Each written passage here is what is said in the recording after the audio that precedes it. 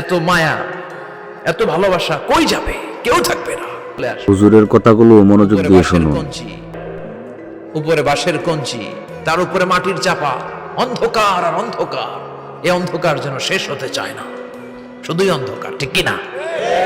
এজন্য আমাদের চলে যেতে হবে। দাদা গেল, চাচা গেল, মামা গেল, আমাদেরকেও যেতে হবে। জোরে কোন ঠিক কিনা? একদিন মাটির ভেতরে হবে ঘরে মন আমার, কেন বন্ধ দালান ঘর? প্রাণ পাখি উড়ে যাবে পিঞ্জর ছেড়ে,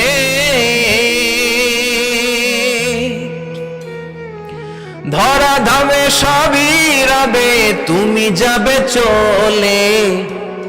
বন্ধু বান্ধব যত, মাতা পিতা যারা সুত, সবই হবে তোমার পরে। মন আমার কেন বান্ধ দালান ঘর? একদিন মাটির ভেতরে হবে ঘরে মন আমার, কেন বান্ধ দালান ঘর? ঠিক কিনা? সব করে থাকবে, চলে যেতে হবে আমাদেরকে।